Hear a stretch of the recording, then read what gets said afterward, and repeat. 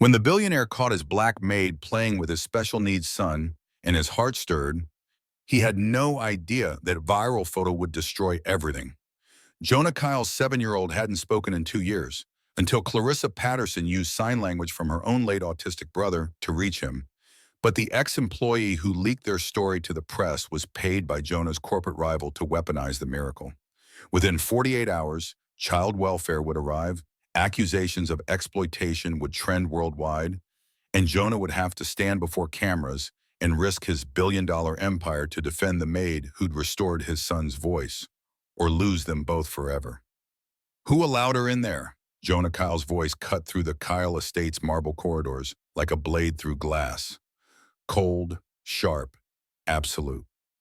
The kind of voice that built empires and buried opposition without raising its volume.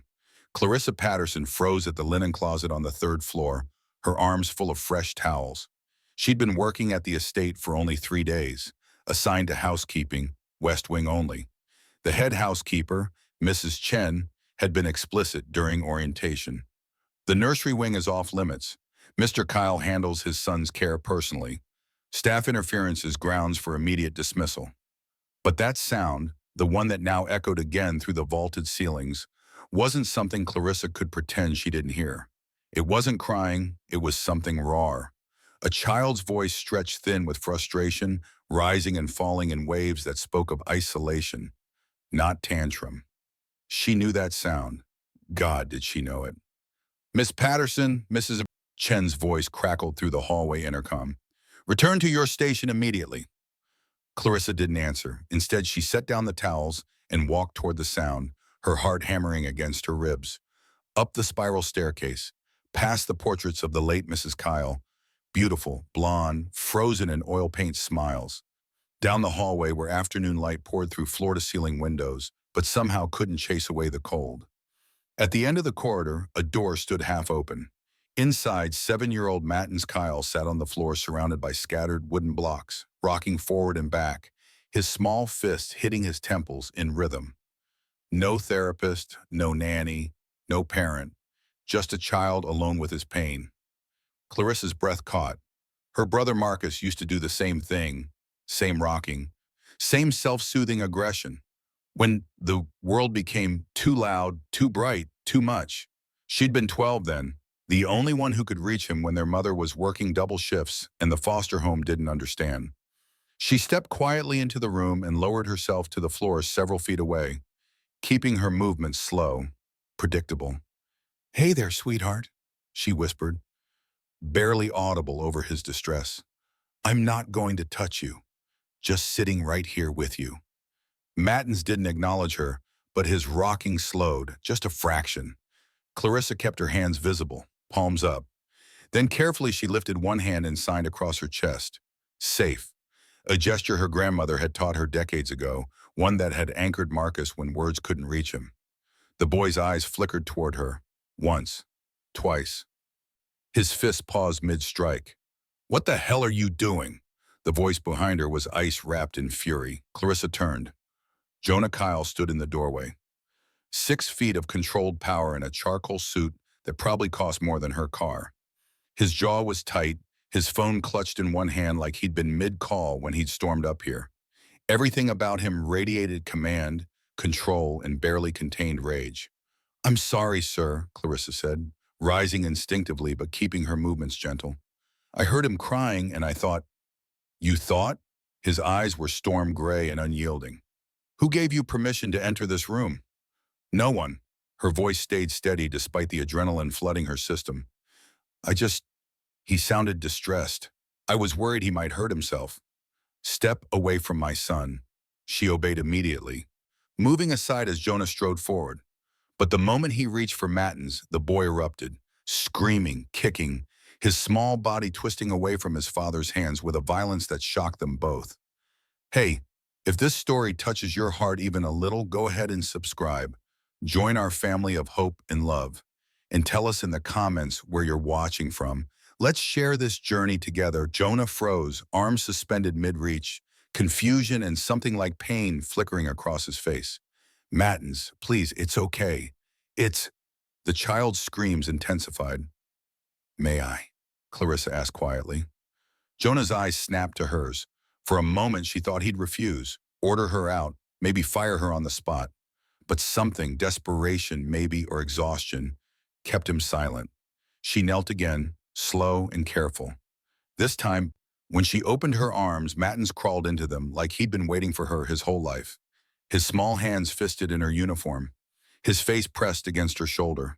And just like that, like a switch flipped, the screaming stopped. The silence that followed was so complete Clarissa could hear her own heartbeat. If this moment touched your heart, drop a like for Clarissa. She didn't reach this child with degrees or credentials, just quiet empathy born from her own pain. And tell us in the comments where you're watching from. You're not alone in feeling this. Jonah stared, frozen in place. How? His voice had lost its edge, replaced by raw bewilderment. What did you just do? Nothing, sir, Clarissa said softly, one hand gently rubbing circles on Mattin's back. I just listened and signed a little, sign language. My brother, she paused, swallowing against the lump in her throat. My brother Marcus, he's nonverbal autistic. This used to help him when everything got too overwhelming. Something shifted in Jonah's posture.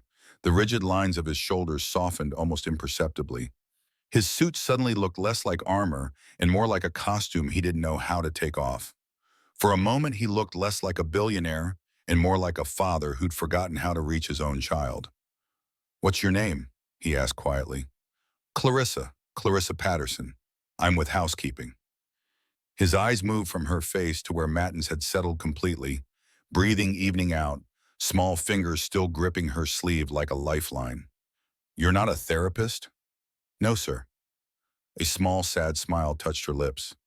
Just a maid.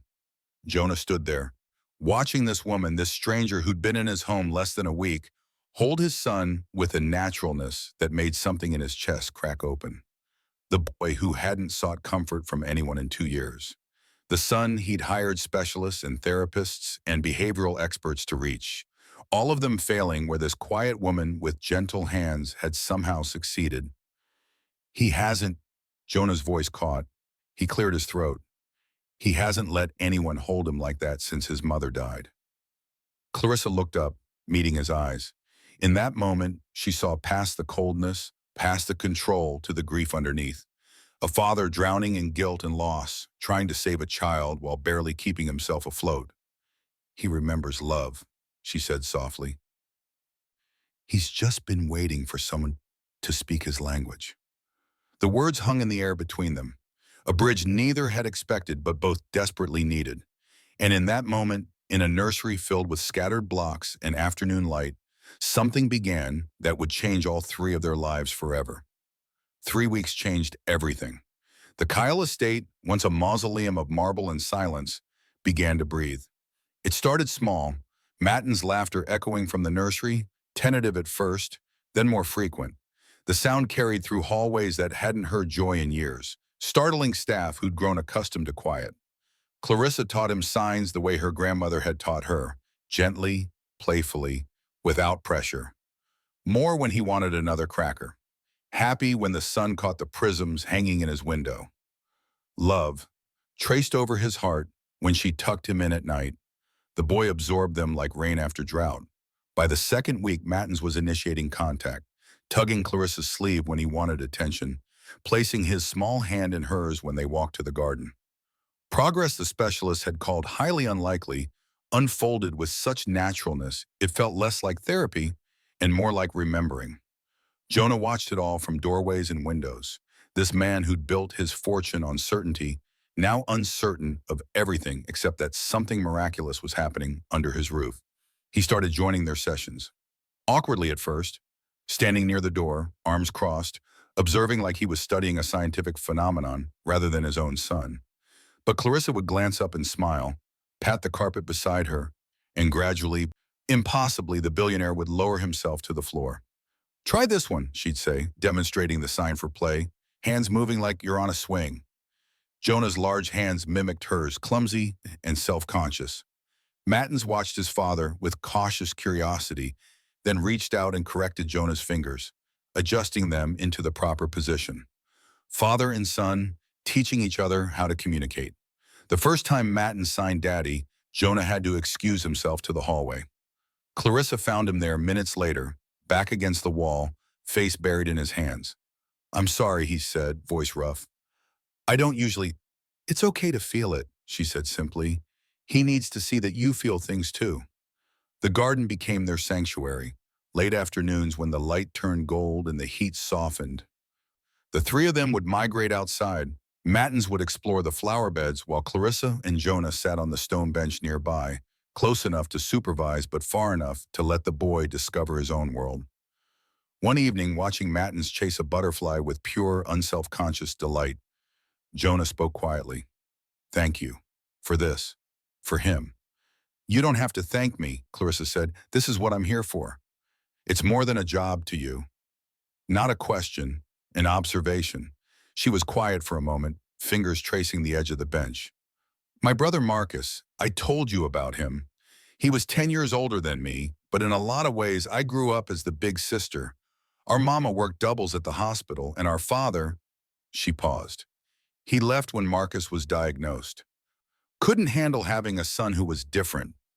Jonah's jaw tightened. "I'm sorry." "Marcus taught me more about love than anyone else ever could. He saw the world so purely, you know? No pretense, no games, just honest feeling." Her voice caught. "He died 3 years ago. Pneumonia. He was in a group home by then because Mama couldn't manage the physical care anymore, and I was working 2 jobs trying to keep us afloat. I wasn't there when—" She stopped, swallowing hard. Jonah did something he'd never done with an employee, something he hadn't done with anyone in years. He reached over and covered her hand with his. "You're here now," he said quietly, "and you're giving another child what Marcus gave you. That's not failure. That's legacy." Clarissa looked at him, really looked, and saw past the billionaire facade to the man underneath. Grief-worn, guilt-ridden, trying so hard to be enough for a son who needed more than money could provide. "What was she like?" Clarissa asked softly. "Matten's mother." Something shifted in Jonah's expression. Pain, yes, but also something softer. "Amelia was—" He exhaled slowly. "Light. She was light in human form. Laughed at my seriousness, dragged me to art galleries and farmers markets. Made me remember that life exists outside boardrooms." His voice dropped. "The accident was my fault. I was supposed to pick her up from the Guaflery opening. Got caught in a merger negotiation. Told her to take a car service. The driver ran a red light. Jonah, I traded 2 extra hours of profit projections for my wife's life." The words came out flat, practiced, like he'd said them to himself 1,000 times. "And Mattens watched me choose work over his mother, and then she was gone, and I didn't know how to—" His voice broke. Clarissa squeezed his hand. "You're learning now. That's what matters." They sat in silence as the sun dropped toward the horizon, painting the garden in shades of amber and rose. Mattens returned, grass-stained and grinning, and climbed onto the bench between them. He leaned against Clarissa, then reached for Jonah's hand, creating a chain. "Happy," he signed with his free hand. "Yes," Clarissa whispered, tears pricking her eyes. "Happy." Jonah looked at her over their son's head. Their son, the words slipping into his mind unbidden, and something in his chest unlocked. This woman who'd walked into their lives barely a month ago had done more than reach his child. She'd reminded him that grief didn't have to be a prison, that vulnerability wasn't weakness, that maybe, after 2 years of darkness, there could be light again. "Clarissa," he said, and she met his eyes. "Not Miss Patterson, just Clarissa. Please." She smiled, understanding what the request meant. Permission, equality, trust. "Okay, Jonah." And in the golden garden light surrounded by the fragrance of roses his late wife had planted, Jonah Kyle felt something he'd thought died with Amelia. Hope for a future that looked nothing like the past, but might somehow be beautiful anyway.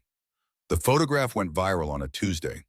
Clarissa was teaching Mattens to identify emotions using flashcards when Mrs. Chen appeared in the nursery doorway, iPad in hand, her face ashen.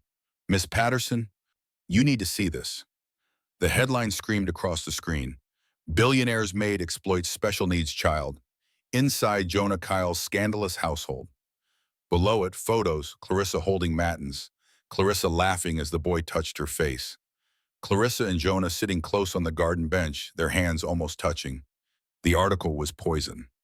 Sources close to the Kyle family reveal that Jonah Kyle, still grieving his late wife, has fallen prey to manipulation by domestic employee Clarissa Patterson, 29. The opportunistic maid has allegedly ingratiated herself to Kyle's vulnerable son, leveraging the child's special needs to secure financial gain and romantic access to one of Tech's wealthiest men. Clarissa's hands shook. Who? How did they get these? Keep reading, Mrs. Chen said grimly. Former Kyle Industries executive assistant Victoria Brennan, who worked closely with the family, provided these exclusive photographs and insider testimony. Jonah's been a mess since Amelia died, Brennan states. This woman saw an opportunity and took it.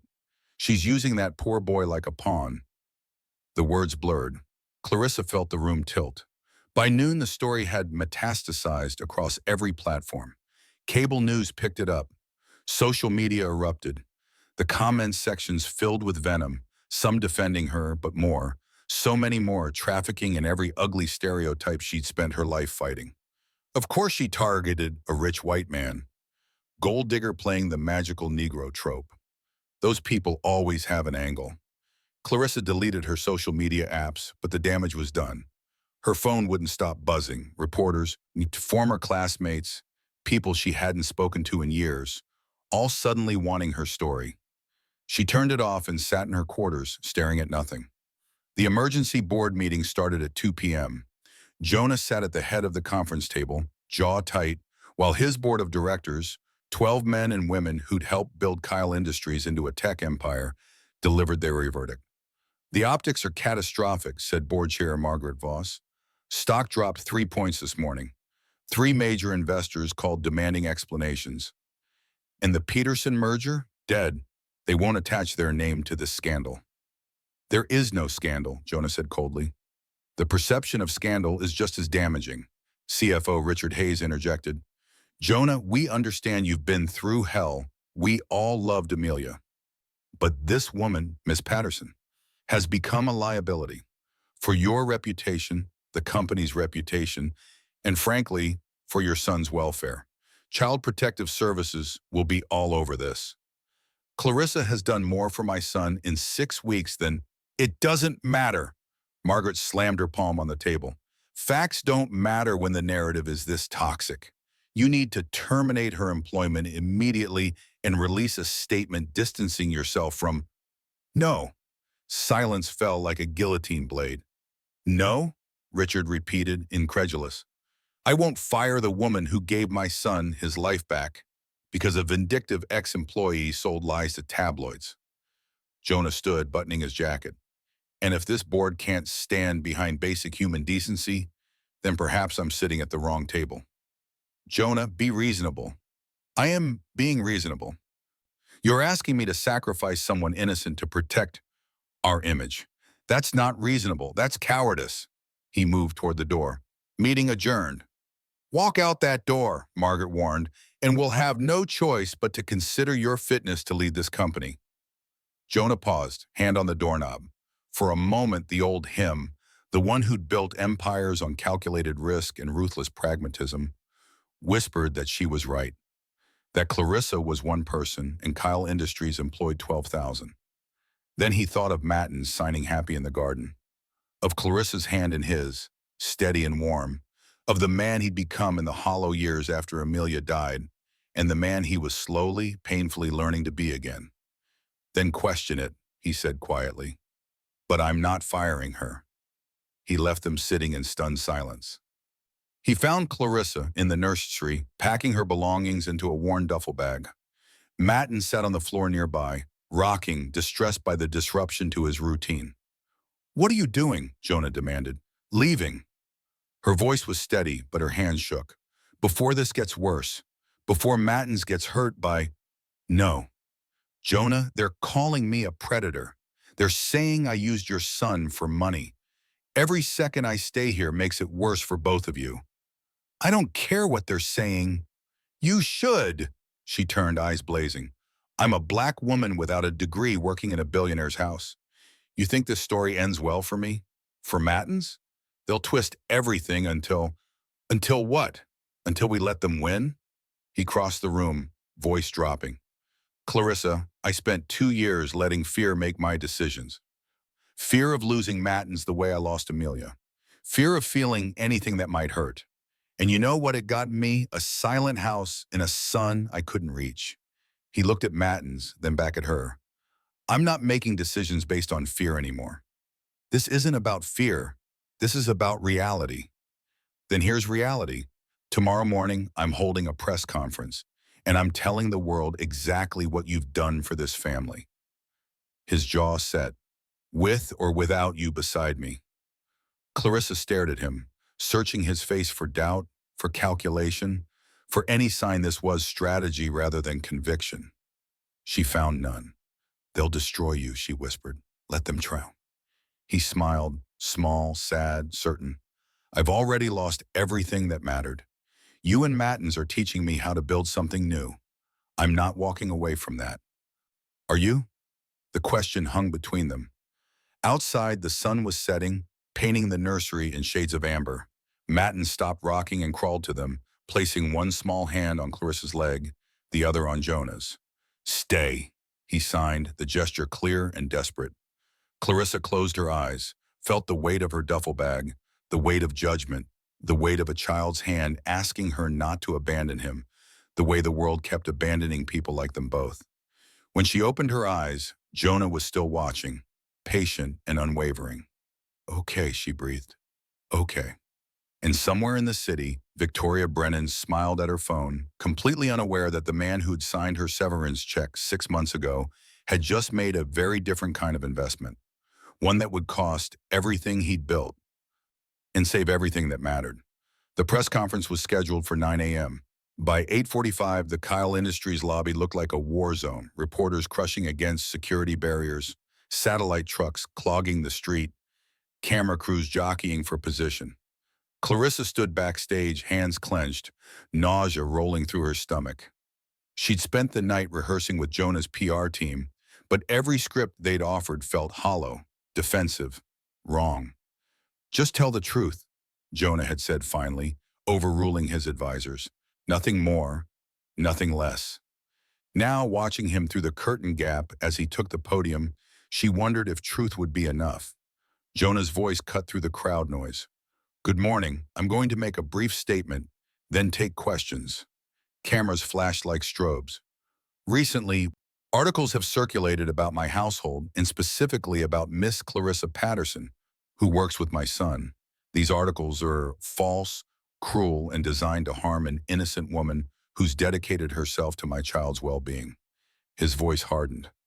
Miss Patterson isn't an opportunist. She's a miracle worker. And if this company, if I, can't stand beside someone who embodies actual human decency, then everything I've built means nothing. Murmurs rippled through the press corps. So here's what's going to happen. Miss Patterson will continue working with my son. I will continue defending her integrity.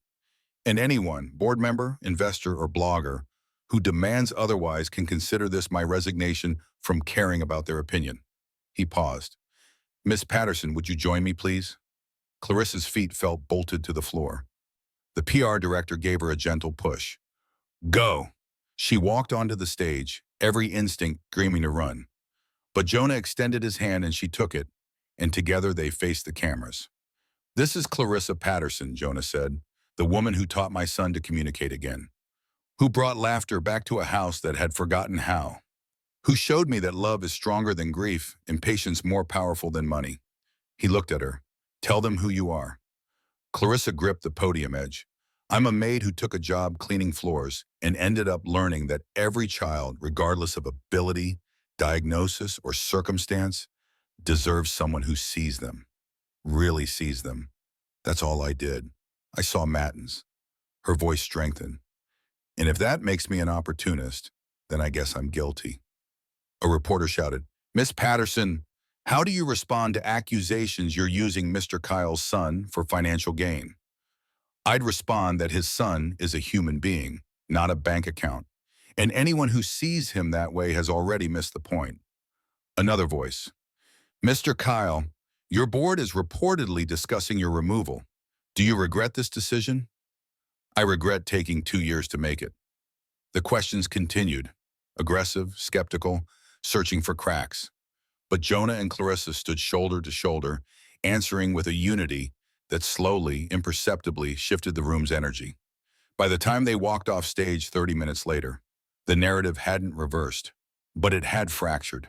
Enough voices defending them, enough a doubt cast on Victoria Brennan's motives, enough humanity breaking through the scandal. Enough.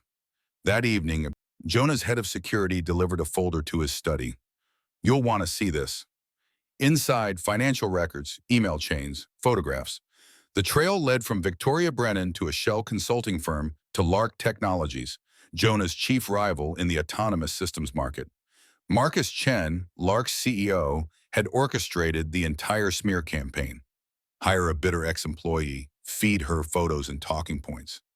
Leak them strategically, create chaos that would distract Jonah during critical merger negotiations and patent filings.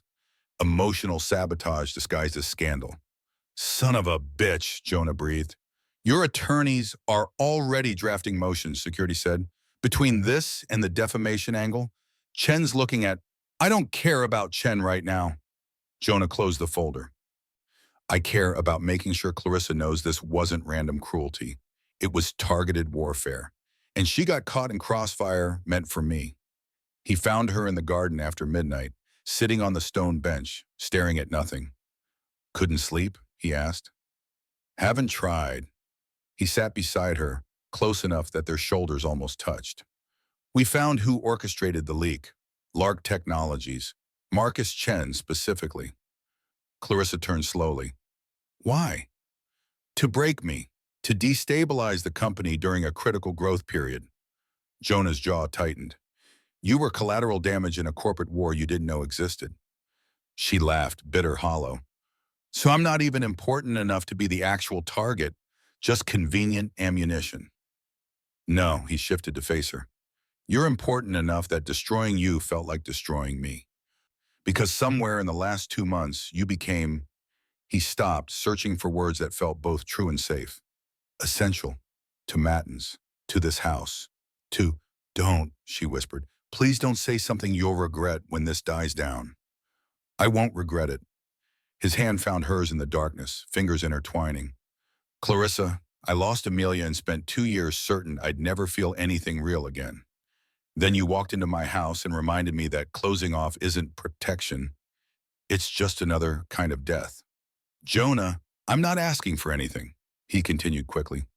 I know the power dynamic, the complications, the 1,000 reasons this is complicated. I'm just telling you that whatever happens, scandal, lawsuits, all of it, you're not alone. You're not collateral. He swallowed. You matter. To all of us. Clarissa looked at their joined hands, feeling the warmth, the calluses from his keyboard work.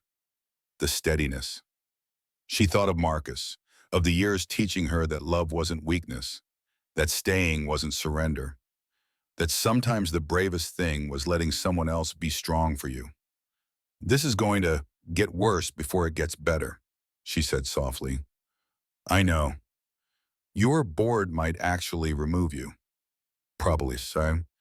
And when the dust settles, you might look at me and wonder what the hell you were thinking. Never. The word came out fierce, certain. Clarissa, you gave me my son back. You gave me myself back. I don't care what it costs.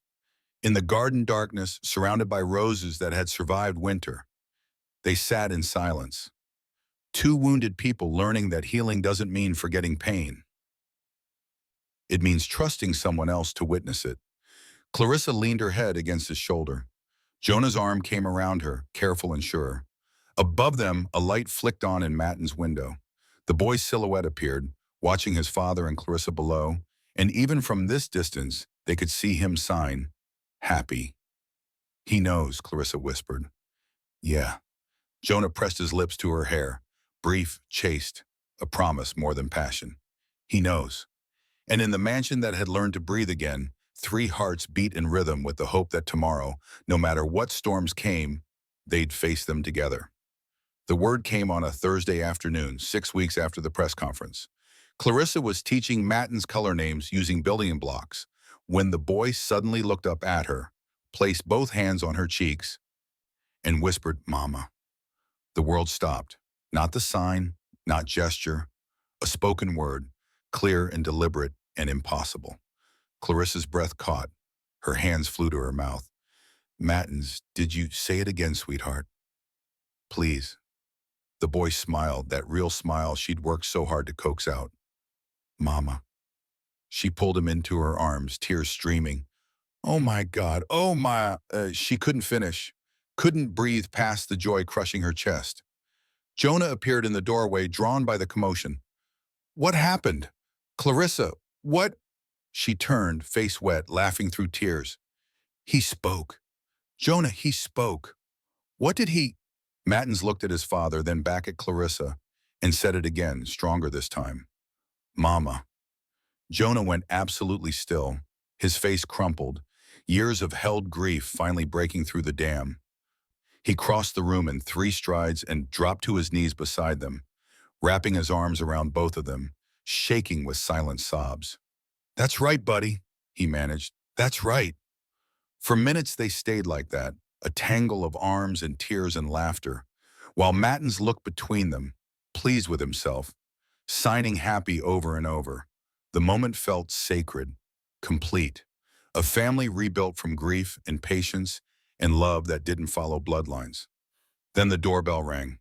2 child welfare officers stood on the front steps, official IDs clipped to their jackets. "Mr. Kyle, we're here regarding a welfare concern filed about a minor in this household." Jonah's blood ran cold. "What concern?" The officer, a woman named Torres, consulted her tablet. "Anonymous report filed yesterday alleging neglect and inappropriate relationship between your son and a household employee. We're required to investigate." "This is harassment," Jonah said, voice tight. "Targeted, malicious. Sir, we don't determine motive. We determine safety. May we enter?" He had no choice. Lawyers could fight this later. Right now, refusing access would only make things worse. Clarissa stood in the hallway holding Mattens, who'd gone rigid with anxiety, sensing the tension. When the officers entered, the boy pressed his face into her shoulder. "Miss Patterson?" Torres asked. "Yes. We need to ask you some questions, separately from Mr. Kyle, please." "She's not answering anything without an attorney present," Jonah interjected. "That's her right, but understand, Mr. Kyle, cooperation speeds this process. Resistance raises flags." Clarissa met Jonah's eyes, then nodded. "It's okay. I have nothing to hide." The interview lasted 40 minutes. They asked about her relationship with Mattens, her background, her living arrangements, whether she felt pressured to perform duties beyond her job description, whether there'd been inappropriate boundary crossing with Mr. Kyle. Clarissa answered each question with steady honesty, explaining Mattens' progress, her methods, her past with Marcus. She showed them his communication log, the signs he'd learned, the way his anxiety had decreased. "He spoke today," she said quietly. "First word in 2 years. Called me mama. That's not exploitation. That's trust." Torres made notes. "We'll need to observe him, speak with Mr. Kyle, review medical records. Do what you need. But please don't disrupt his routine. Changes upset him. We'll be mindful." But they weren't. Not enough. After 2 hours of strangers in his space asking questions, taking photos, Mattens melted down, screaming, rocking, hitting himself again, all the progress unraveling in real time. Clarissa tried to calm him, but Torres stepped between them. "Ma'am, we need you to step back. He needs me. Step back now or we'll have to remove him for observation." Jonah appeared, voice lethal. "You're traumatizing him. Get out of my house. Mr. Kyle, threatening us won't..." "I'm not threatening. I'm informing you that your presence is causing demonstrable harm to my child, and I'm exercising my right to end this interview pending legal counsel. If you want to continue, get a court order." Torres studied him. Then Mattens, who'd quieted slightly now that Clarissa was holding him again, and nodded. "We'll be in touch." After they left, the 3 of them sat on the nursery floor in silence. Mattens exhausted and shaking, Clarissa stroking his hair, Jonah making calls to attorneys. It's Chen, Jonah said finally. Has to be. Another angle of attack. Will they take him? Clarissa asked, voice small. Not while I'm breathing. He looked at her. But Clarissa, this is going to get ugly. Court hearings, depositions, media circling again. If you want to step back. No. Her arms tightened around Matten's. He spoke today. He called me mama. I'm not walking away from that. From him. She paused. From either of you. The admission hung in the air, raw and real. Jonah moved closer, his hand covering hers. Then we fight, he said simply. And in the boy's arms, still trembling from the invasion, Matten signed, stay. They both nodded. We're staying, baby. We're not going anywhere. But outside, a car idled down the street, someone inside taking photos for a file that would be presented to a judge, accompanied by questions designed to paint love as manipulation and care as exploitation. The storm wasn't over. It was just beginning. The courtroom smelled like old wood and recycled air. Clarissa sat at the plaintiff's table beside Jonah and his attorney, a sharp woman named Rivers, who'd spent 3 weeks preparing for this. Across the aisle, Marcus Chen's legal team looked like they'd stepped out of a corporate warfare playbook. Expensive suits, neutral expressions, folders thick with ammunition. Judge Monica Harper presided, a woman in her 60s with silver hair and eyes that missed nothing. This is a preliminary hearing to determine whether the welfare concerns regarding Matten's Kyle warrant further investigation, Harper said. Mr. Chen, your office filed the complaint. Present your evidence. Chen's lead attorney stood. Your Honor, we've compiled testimonies and photographic evidence suggesting Miss Patterson has engaged in boundary violations with a vulnerable child, potentially at the encouragement of Mr. Kyle, whose judgment has been compromised by grief. They presented photos, Clarissa holding Matten's, the boy's face pressed to her shoulder. Clarissa and Jonah in the garden, sitting close. Inflammatory, out-of-context moments twisted into something sinister. Then Victoria Brennan took the stand. Miss Brennan, describe what you observed while working at the Kyle estate. Mr. Kyle was a mess after his wife died, Victoria said, voice practiced. Distant, erratic. When Miss Patterson arrived, she saw an opportunity. She isolated herself with Matten's, manipulated the boy's attachment issues, and positioned herself as irreplaceable. Objection, Rivers called. Speculation and hearsay. Sustained, but the damage was done. The narrative painted Clarissa as predator, Jonah as victim, Matten's as pawn. When it was their turn, Rivers called Jonah first. Mr. Kyle, describe your son's condition before Miss Patterson joined your household. Jonah's voice was steady but raw. Matten's was nonverbal, withdrawn and unresponsive to therapy. He hadn't smiled in 2 years, hadn't sought physical comfort. The specialist called his case treatment-resistant. And after? He started communicating through sign language, showed affection, laughed. Last week, he spoke his first words since his mother's death. Jonah met the judge's eyes. Clarissa didn't manipulate him. She reached him when no one else could, including me. During cross-examination, Chen's attorney tried to paint Jonah as emotionally compromised, desperate enough to ignore red flags. But Jonah didn't crack. My only red flag, he said coldly, was ignoring my instincts about your client's sabotage campaign. Objection. Withdrawn. Jonah stepped down. Then Clarissa took the stand. She'd been dreading this moment. But when Rivers nodded encouragingly, Clarissa straightened her spine and faced the courtroom. Miss Patterson, why did you enter Matten's Kyle's room that first day? I heard him in distress, self-harming. No one was with him, and She paused. I couldn't walk away. My brother used to do the same thing.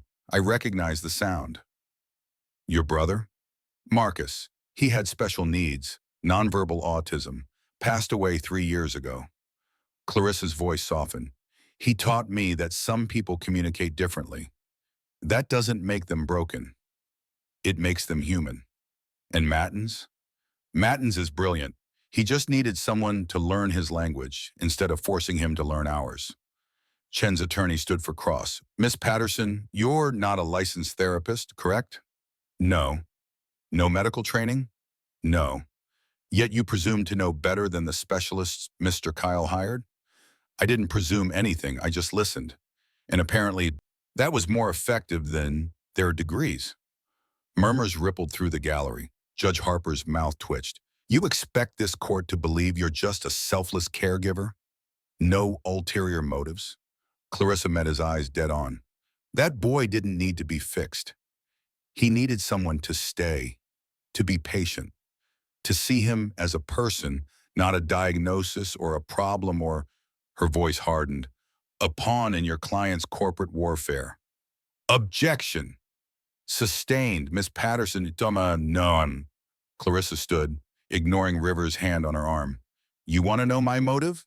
I'm tired of watching people be treated like broken glass because they're different. I'm tired of systems that measure worth by productivity and diagnosis. Mattins is 7 years old. He deserves to be loved, not analyzed. She looked at Chen. And anyone who weaponizes a child to win a business fight isn't fit to question anyone's motives. Silence filled the courtroom. Judge Harper leaned forward. Miss Patterson, sit down before I hold you in contempt. Clarissa sat, hard hammering, but Rivers was smiling. During recess, the investigation team presented findings. Phone records linking Victoria Brennan to Lark Technologies. Payment transfers, email chains outlining the smear campaign strategy. Marcus Chen went pale as his attorney whispered urgently. When court reconvened, Judge Harper's expression was glacial. I've reviewed the evidence presented by both parties.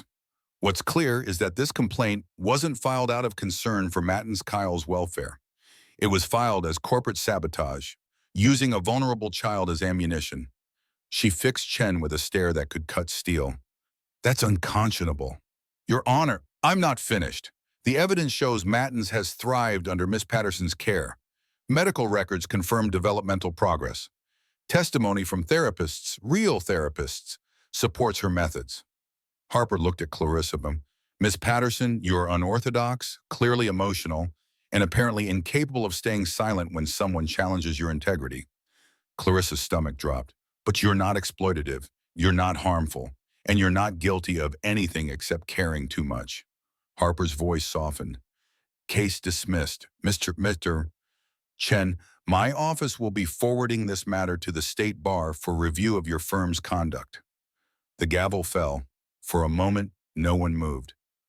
Then Jonah pulled Clarissa into his arms, and she broke, sobbing into his shoulder while the courtroom erupted around them.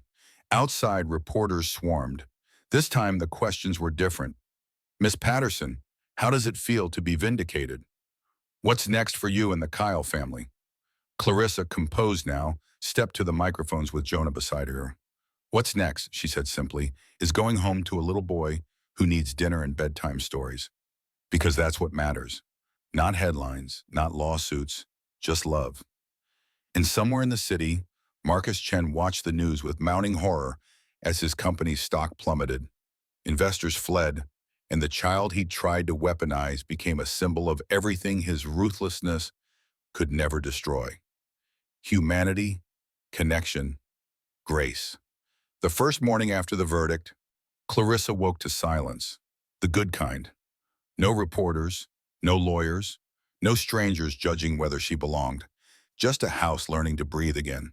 She found Jonah in the kitchen attempting pancakes. Badly, smoke curled from the pan while he cursed under his breath. Need help? She asked, smiling. I'm a billionaire inventor, he muttered. I should be able to cook a simple. The pancake disintegrated. Okay, yes, help. They cooked together, Clarissa gently correcting his technique while Jonah complained about the illogical inconsistency of batter chemistry. It was domestic, ordinary, perfect. When Mattins appeared in his pajamas, rubbing sleep from his eyes, he looked between them and signed, Happy family. Yeah, buddy, Jonah whispered, throat tight. Happy family. After breakfast, Mattins tugged Clarissa toward the music room, a space that had been closed since Amelia's death. Clarissa looked at Jonah questioningly. It's okay, he said. It's time. The room was beautiful, frozen in time. Amelia's grand piano sat beneath windows overlooking the garden, sheet music still open to the last song she'd played. Photographs lined the walls. Amelia laughing, Amelia pregnant, Amelia holding newborn matins. Clarissa approached the piano carefully. She was beautiful. She was everything. Jonah stood beside hers. I couldn't come in here after. It hurt too much. Does it still hurt? Yes, but different now, less like drowning, more like, he searched for words, missing someone you loved instead of running from the fact that you loved them. Matins climbed onto the piano bench and pressed a key. The note hung in the air, clear and expectant. She used to play for him, Jonah said quietly, a lullaby her grandmother taught her. Off-key, terrible singing voice, but he'd stop crying immediately. Play it, Clarissa urged gently. I can't, I don't, you do. Trust me. Slowly, Jonah sat beside his son. His fingers found the keys, hesitant at first, then stronger. The melody was simple, stumbling, imperfect, but it was enough. Matins leaned against his father's arm and then, impossible, miraculous, he spoke again. Daddy? Jonah's hands stilled on the keys. He turned, disbelief and joy warring on his face. What did you say? Daddy?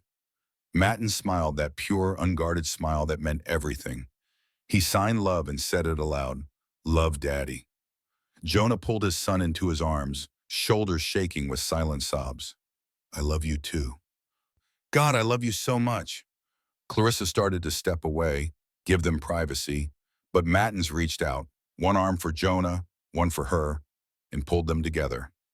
Mama, Daddy, he looked at them both. Family. And there it was, not replacement, not erasure of Amelia's memory, but expansion. A child's heart big enough to hold both the mother he'd lost and the woman who'd helped him find his voice. Clarissa met Jonah's eyes over Matins' head, tears streaming down both their faces. She'd be proud of him, Clarissa whispered. She'd be grateful to you. Jonah's voice broke. I am. Clarissa, you didn't just teach him to speak. You taught he stopped, swallowed. You taught me I could feel again without betraying her memory. You never betrayed anyone. She touched his face gently. You survived. There's no betrayal in that. He turned his head, pressed a kiss to her palm, reverent, grateful, full of things neither had words for yet. Matins, satisfied with his work, wriggled free and ran to the window. Birds, he shouted, pointing. They laughed, shocked, delighted at the casualness of it. A child being a child, language flowing naturally now that the dam had broken. Birds, Jonah confirmed, joining him at the window. What color? Blue, yellow. Matins signed as he spoke, the two languages braiding together. Clarissa stood at the piano, one hand on the keys, and began to play. A different melody, one her grandmother had taught her. Jonah hummed along, off-key but earnest, and Matins swayed to the rhythm. The music filled the room that had been silent for 2 years, chasing shadows from corners, reminding the walls that grief didn't have to be permanent, that love could take new shapes without diminishing old ones, that a broken family could heal if the right person entered with patience, courage, and refusal to give up. That evening, after Matins had fallen asleep between them during story time, Jonah and Clarissa stood in the hallway outside his door. Thank you, Jonah said quietly, for staying, for fighting, for being exactly who you are. Thank you for seeing who I am, Clarissa replied, instead of what everyone else decided I must be. Their hands found each other in the half-light. No urgency, no passion, just connection born from shared battle and mutual resurrection. What happens now? Clarissa asked. Now, Mo? Jonah smiled, real, warm, the expression transforming his face. Now we live. We cook terrible pancakes. We teach Matins new words. We figure out how to be a family that doesn't fit any conventional definition but works anyway. I like that plan. Good. He pressed his forehead to hers. Because I'm not letting you go, ever, if that's okay with you. It's more than okay. And in the mansion that had learned to breathe again, 2 wounded hearts beat in rhythm with the child sleeping down the hall, all 3 of them bound not by blood or law, but by something stronger. Chosen love, tested by fire, emerging tempered and true. The letter arrived on a Tuesday morning, 3 months after the trial. Clarissa was teaching Matten's vocabulary. He was up to 73 words now, each one a victory, when Mrs. Chen brought the envelope on a silver tray. "This came for you, Miss Patterson. Looks official." The return address read, "Office of Judge Monica Harper, Family Court Division." Clarissa's stomach dropped. "Is this?" "Open it," Jonah said from the doorway, where he'd been watching their lesson with that soft expression he wore now, the one that had replaced the granite mask. She opened it carefully. "Dear Miss Patterson, your testimony during the Kyle hearing demonstrated not only courage, but profound understanding of the challenges facing children in our system. I'm writing to offer you a position on the state's Child Welfare Advisory Board, where your perspective would be invaluable in shaping policy. Additionally, I'd like to invite you to speak at our annual Children's Advocacy Summit.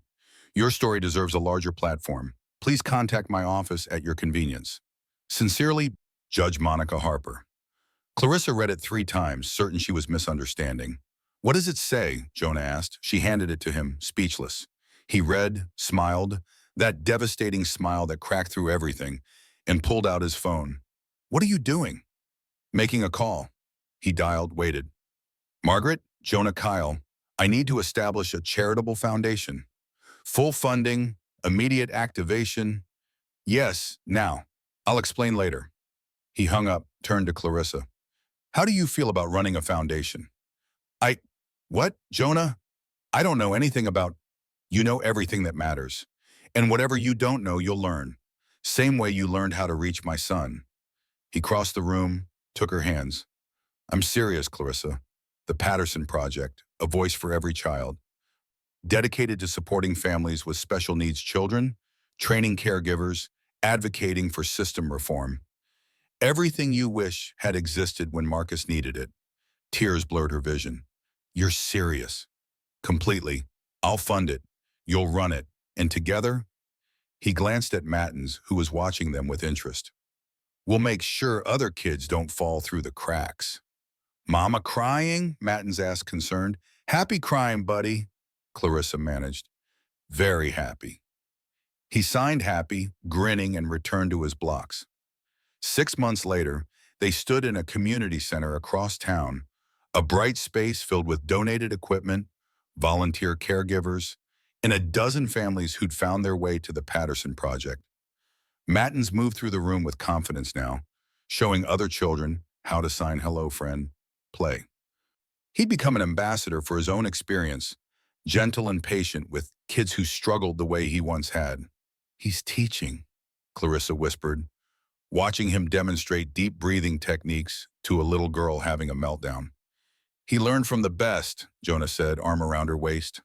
A reporter from the local paper approached, asking for a photo. They posed, Jonah, Clarissa, Mattens between them, looking less like a billionaire, a maid, and a patient, and more like what they'd become, a family. After the reporter left, Judge Harper arrived for the ribbon-cutting ceremony.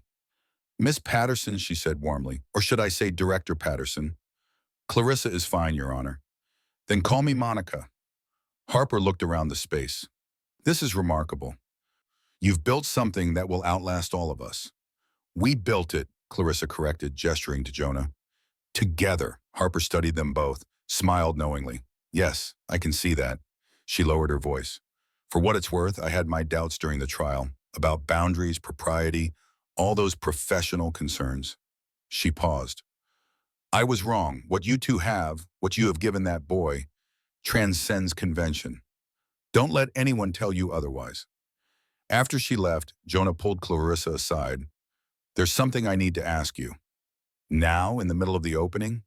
"Especially now." He looked nervous. Billionaire inventor Jonah Kyle, nervous. "Clarissa, the last year has been the most terrifying, chaotic, beautiful year of my life. You've given me back my son, my faith, my ability to feel joy without guilt." He took her hands. "I'm not asking you to be his mother. You already are. But I'm asking, Jonah, if you'll marry me, not because of convention or optics or anything except that I love you. And I want, I need to build a life with you, and I can't imagine a future that doesn't have you in it." The community center noise faded. Clarissa stared at him, tears streaming. "You love me." desperately, completely, have for months. You never said, I was afraid of moving too fast, of pressuring you, he stopped, of not being enough after everything you've given us. She kissed him, right there, surrounded by families and volunteers and the future they were building together. When they pulled apart, Mattins was standing beside them grinning. Daddy loved Mama, he announced proudly. Yeah, buddy, Jonah said, voice thick. Daddy loves Mama very much. Is that okay with you? Mattins considered seriously, then signed happy and said, family. Is that a yes? Clarissa asked. Mattins threw his arms around both of them. Yes! Laughter and applause erupted. The whole room had been watching, apparently. But Clarissa didn't care. She held Jonah and Mattins, this family built from grief and patience and stubborn refusal to give up, and felt complete.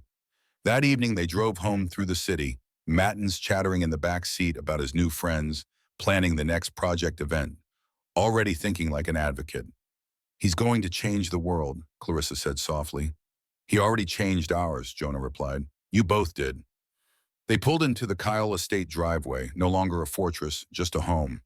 Lights glowed warm in the windows. Mrs. Chen had dinner waiting. The garden bloomed with flowers they'd planted together. As they walked inside, Mattins between them holding both their hands, Jonah paused. What is it? Clarissa asked. Just remembering. 2 years ago, this house was a tomb. Now it's alive, Clarissa finished. Yeah, he smiled at her. You did that. No, she corrected, squeezing his hand. We did that, all three of us. Mattins tugged them forward. Dinner. They followed him inside into the light and warmth and noise of a family that had learned the hardest lesson. That love doesn't replace what you've lost.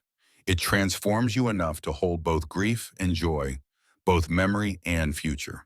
That a maid could become a mother, that a broken father could learn to feel again, that a silent child could find his voice, and that sometimes the greatest gift wasn't money or power or prestige. It was simply the courage to stay when everything else told you to run, to see people, really see them, when the world insisted they were invisible, to believe that broken things could heal if given patience, compassion, and someone willing to sit on the floor and wait. Behind them, the door closed on one chapter. Ahead, endless chapters waited, full of challenges, yes, but also full of laughter, growth, and the particular magic that happens when people choose each other, not out of obligation, but out of love that defied every expectation and exceeded every hope. The Patterson project would grow. Mattins would thrive. Jonah and Clarissa would marry in the garden where they first learned to trust each other. And somewhere, Amelia's memory smiled.